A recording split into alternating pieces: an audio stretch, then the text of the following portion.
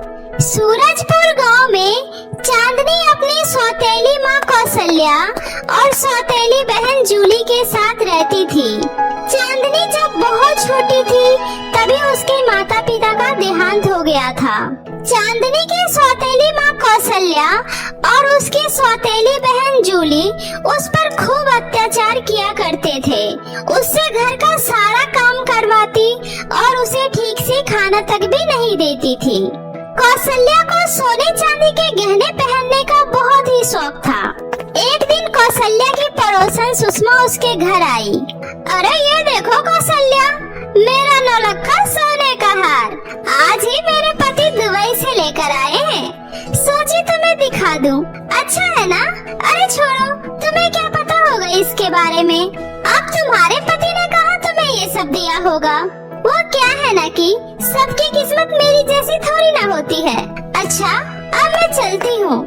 इतना बोलकर सुषमा वहाँ से चली जाती है, लेकिन सुषमा की कही हुई बातें कौशल्या को सुई की तरह चुभ जाती है। अरे समझते क्या है खुद को? पति ने एक हार क्या ला कर दे दिया? महारानी हवा में उड़ने लगी। अरे मेरे पास इससे भी महंगे महंगे पुश्तैनी गहने रखे हैं। ये गरीब लोग होते ही ऐसे हैं, चार पैसे आते ही हवा में उड़ने लगते हैं। मैं भी किसी से कम नहीं हूँ। मैं भी उसे अपने गहने दिखाऊंगी और फिर पूछूंगी किसके पास ज्यादा गहने हैं। आईवरी, अरे मेरी प्यारी माँ, ये अकेले में किससे बातें कर रही हो? कुछ नहीं। वो चांदनी कहाँ है? मुझे क्या पता, होगी किचन में। चांदनी, चांदनी कहाँ मर गई? जी माँ, आपने मुझे बुलाया? वो मैं किचन में रोटी बना रही थी। ठीक है, वो सब छोड़ और जा। मेरे ये सारे पुश्तैनी गहने हैं, इसे संभाल कर अच्छे से नदी से साफ करके ले आ। रखे रखे धूल जम गई है। और सुन, अच्छे से चमका कर लाना, समझ गई? ठीक है माँ। अब खरी खरी मेरा मुंह देखेगी या जाएगी? जा अब देखती हूँ सुषमा कैसे मेरी बराबरी करती है। इधर चांदनी सारे गहने लेकर नदी में धो रही होती है, तभी गलती से सारे गहने उसके हाथ से छूटकर नदी में बह जाते हैं। हे भगवान, ये मुझसे क्या हो गया? अब मैं माँ को क्या जवाब दूंगी? गहने कहाँ चले गए? अरे कोई पकड़ो इसे। अरे मेरी फूटी किस्मत, अब तो माँ मुझे मार डालेगी। हे भगवान, मैं क्या करूँ? चांदनी वही नदी के किनारे बैठकर रो रही होती है। रोते रोते उसे बहुत देर हो जाता है। फिर वो दुखी मन से डरते डरते घर आ जाती है। मनहूस, कहाँ थी अब तक? लगता है मार खाए तुझे बहुत दिन हो गए हैं, इसलिए तेरा घर के कामों में मन नहीं लग रहा। सुबह से घर का सारा काम वैसे ही पड़ा हुआ है, कौन करेगा? तेरी मरी हुई माँ या तेरा बाप? अभी कर देती हूँ माँ। अच्छा सुन, जो गहने तुझे साफ करने के लिए दिए थे, कहाँ रखी है? ला दे, मुझे पहनना है।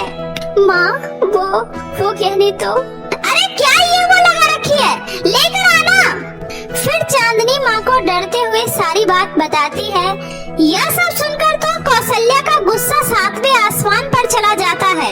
क्या? तूने मेरे सारे गहने नदी में डुबा दिए? अरे करमचली, गहने डुबाने से पहले तू क्यों नहीं उसी में मर गई? कमीनी, तेरी हिम्मत कैसे हुई मेरे गहने डुबाने की? मैं तुझे जिंदा नहीं छोड़ूंगी। माँ, मुझसे गलती हो गई माँ, मुझे मत मारो माँ, मुझे माफ कर दो। मैं आपके पैर पकड़ती हूँ, प्लीज माँ, मुझे माफ कर दो। लेकिन कौशल्या उसकी एक नहीं सुनती है और चांदनी की खूब पिटाई करती है। तभी जूली बोलती है, माँ ये ऐसे नहीं मानेगी। माँ, गहने इसने नदी में बहाए हैं ना, अब इसी को बोलो नदी से गहने ढूंढ कर लाएगी। हाँ सुन कमीनी, अब जा और नदी में से मेरे सारे गहने लेकर आ। मुझे किसी भी कीमत पर मेरे गहने चाहिए, वरना तेरी खैर नहीं। अगर गहने नहीं मिले तो मैं तेरा वो हाल करूंगी जो तुम सोच भी नहीं सकती। चल अब जा और गहने के साथ ही घर में कदम रखियो। चांदनी रोते रोते नदी के किनारे चली जाती है और वहीं बैठकर रोने लगती है। हे भगवान, ये मुझसे क्या हो गया? मैं इतनी बड़ी और गहरी नदी में से माँ के गहने कैसे ढूंढूं? हे भगवान, अब मैं क्या करूं? अगर गहने नहीं मिले तो माँ मुझे मार डालेगी। चांदनी काफी देर तक वहीं बैठकर रोती है। फिर वो सोचती है, अगर बिना गहने के घर गई तो माँ मुझे जान से मार डालेगी। माँ के हाथों से मरने से अच्छा है मैं खुद ही इस नदी में कूदकर अपनी जान दे दूं। यह सोचकर चांदनी नदी में कूद जाती है। चांदनी जैसे ही नदी की गहराई में जाती है तो उसे एक समतल जमीन दिखाई देता है जहाँ एक अलग ही दुनिया बसी हुई थी। वो थोड़ा आगे जाती है तो उसे दो जादुई नदी दिखाई देती है।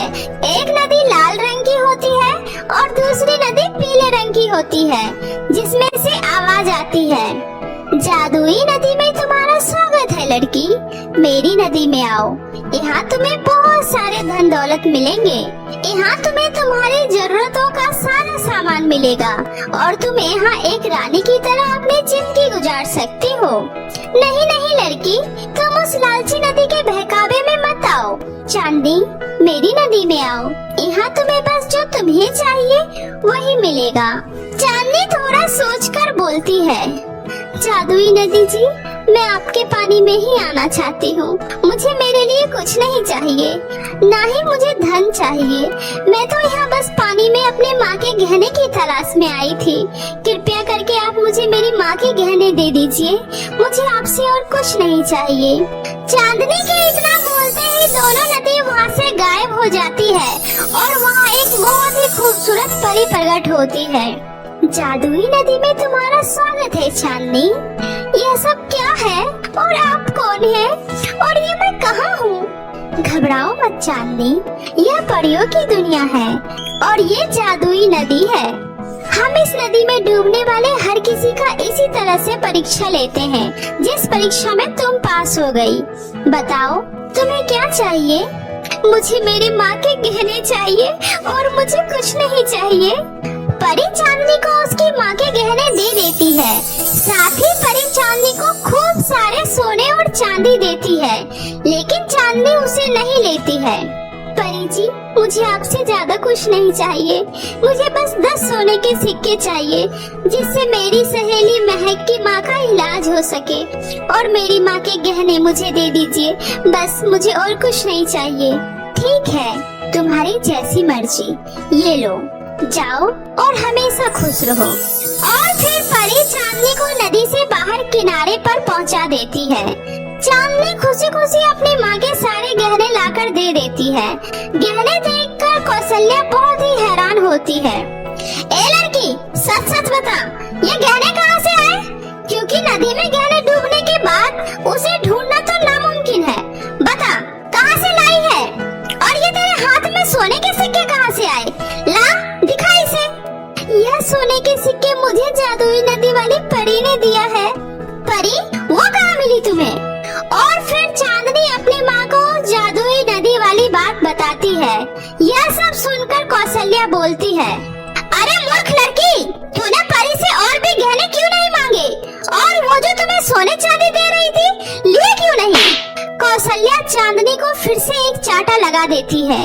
माँ, मैंने भी दादाजी से सुना था, उस नदी के अंदर एक जादुई दुनिया है, जिसमें बहुत सारी जादुई परियां रहती हैं। माँ, क्यों ना हम खुद वहाँ जाकर परी से ढेर सारे गहने और सोने मांग कर ले आए? अरे वाह बेटी, कितनी होशियार हो गई है मेरी बच्ची। चलो बेटी, हम वहाँ से और भी सोने चांदी लेकर आते हैं। और तू, और सुन मरूज, हमारे आने से पहले घर का सारा काम खत्म हो जाना चाहिए, वरना मार मार कर तेरा कचूमर निकाल दूंगी। इतना बोलकर कौशल्या अपनी बेटी जूली के साथ उस नदी के किनारे जाकर दोनों नदी के अंदर छलांग लगा देती है। तभी वो दोनों जादुई परियों की दुनिया में पहुंच जाती है। थोड़ी दूर चलने के बाद उन्हें भी वहाँ 2 जादुई नदी दिखाई देते हैं। जादुई नदी में तुम्हारा स्वागत है, मेरी नदी में आओ। यहाँ तुम्हें जीवन का सारा सुख मिलेगा और यहाँ से तुम जितना चाहो उतना धन अपने साथ ले जा सकती हो। नहीं नहीं, उसकी बात मत सुनना, लालच में मत आना, मेरे पास आओ। मैं तुम्हें सही सलामत इस नदी से बाहर निकाल दूंगी और मैं तुम्हें बदले में 10 सोने के सिक्के दूंगी। मेरी नदी में आओ, मैं तुम्हें ढेरों सोना दूंगी। माँ, इस लाल नदी में चलते हैं, वहाँ से हमें खूब सारे धन दौलत मिलेंगे। इस बेकार सी नदी में जाने का क्या फायदा? और फिर दोनों माँ बेटी लाल नदी में चली जाती है। तभी वहाँ एक खतरनाक चुड़ैल आ जाती है और बोलती है, लालची औरत, अब तुम हमेशा के लिए मेरी गुलाम बन गई हो और इस लालची जादुई लाल नदी में कैद हो गई हो। अब से तुम्हें मेरी सारी बातें माननी होगी। मुझे खाना खाना बहुत ही पसंद है और अब से तुम दोनों माँ बेटी को मेरे लिए जिंदगी भर यहाँ रहकर खाना बनाना होगा।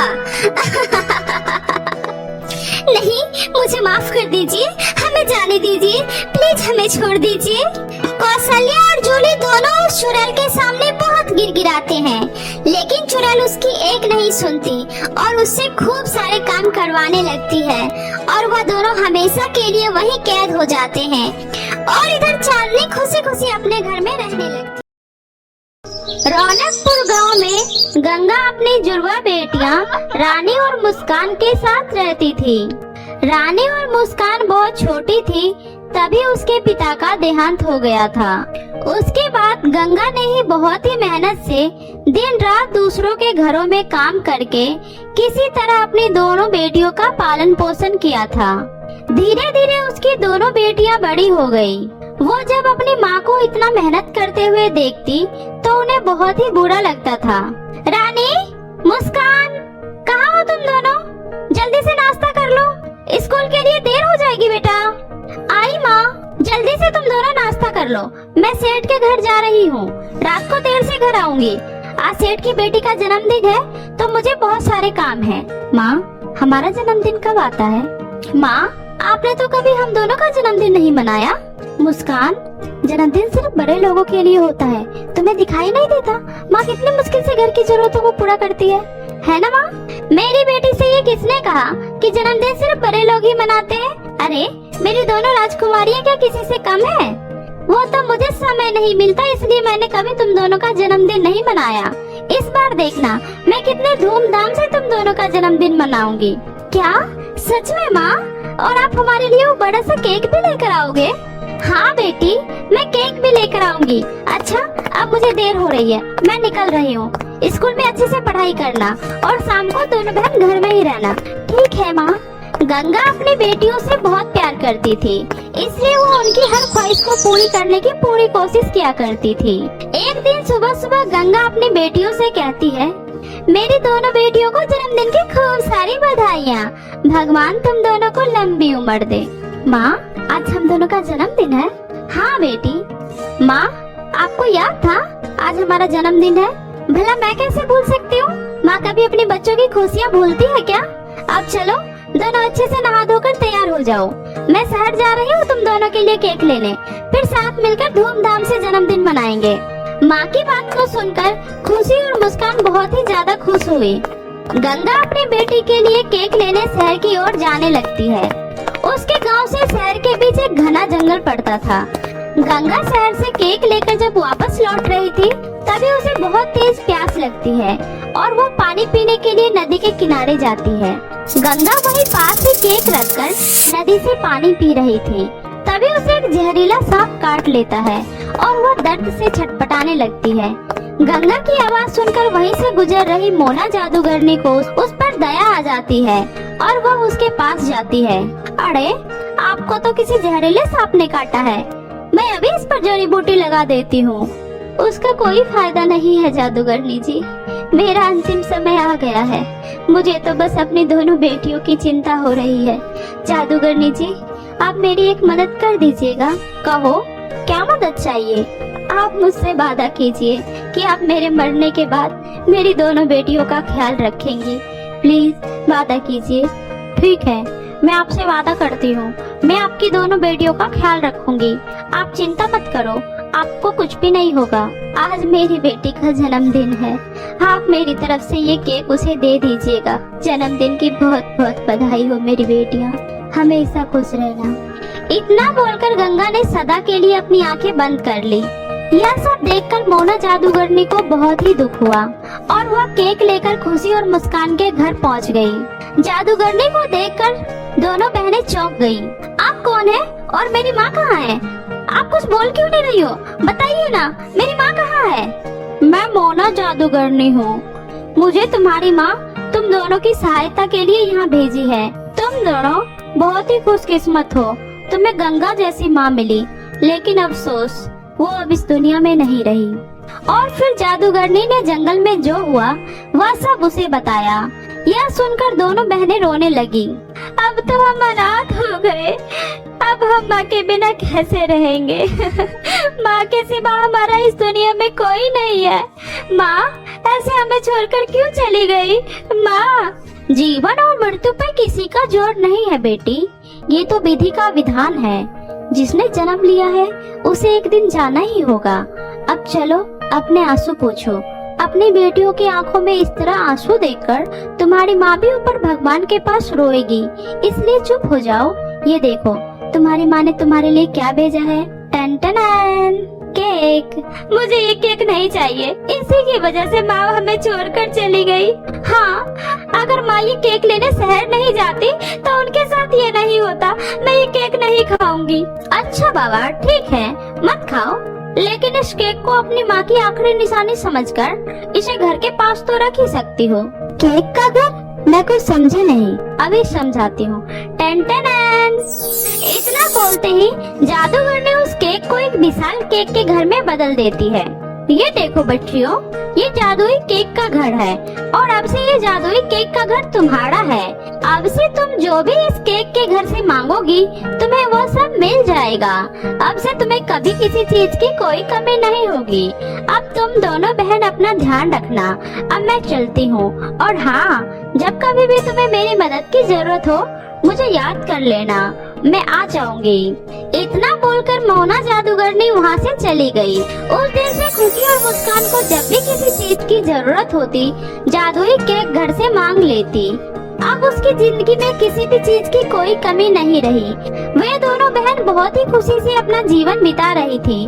तभी एक दिन खुशी ने मुस्कान से कहा, मुस्कान, अब तो हमारे पास किसी भी चीज की कोई कमी नहीं है। मैं सोच रही थी हमारे जैसे गांव में और भी कितने लोग हैं जो बहुत गरीब हैं, जिन्हें मदद की सख्त जरूरत है। मैं सोच रही थी क्यों ना इस गांव वालों को भी इस जादुई केक के घर के बारे में बताया जाए, ताकि वो भी इस केक के घर से अपनी जरूरतों को पूरा कर सके। अरे वाह खुशी, इससे अच्छी बात भला और क्या हो सकती है। मैं अभी सबको जादुई केक घर के बारे में बता कर आती हूँ, ताकि उनकी परेशानी भी खत्म हो सके। ये सोचकर दोनों बहनों ने उस जादुई केक के घर के बारे में सभी गांव वालों को बता दिया। उस दिन से सभी गांव वाले जादुई केक घर के पास जाकर अपनी समस्या बताने लगे और जादुई केक घर भी उन गांव वालों की मदद करने लगा। धीरे धीरे सभी गांव वाले जादुई केक घर की तारीफ करने लगे। इस तरह से जादुई केक घर के अंदर बहुत ही ज्यादा घमंड आ गया। उस जादूगरनी ने मुझे यहाँ किस मुसीबत में फंसा दिया है। पहले तो उसने मुझे सिर्फ इन दोनों बहनों की मदद करने को कहा था, लेकिन अब इन दोनों बहनों की वजह से मुझे पूरे गांव की मदद करनी पड़ रही है। जब देखो कोई ना कोई आकर मुझे परेशान ही करता रहता है। मुझे कुछ ऐसा करना होगा जिससे गांव वाले मेरे पास आने की हिम्मत नहीं कर सके। उस दिन के बाद से जो भी गांव वाले जादुई केक घर के पास मदद मांगने जाते, तब जादुई केक का घर उस पर अत्याचार करने लगा। वो कभी किसी को पेड़ से उल्टा लटका देता, तो कभी किसी को हवा में उछालकर दूर फेंक देता। कुछ लोगों को तो वो बिजली के झटके भी देने लगा। कुछ दिनों तक तो ऐसे ही चलता रहा। उस घमंडी जादुई केक से सभी गांव वाले परेशान हो गए।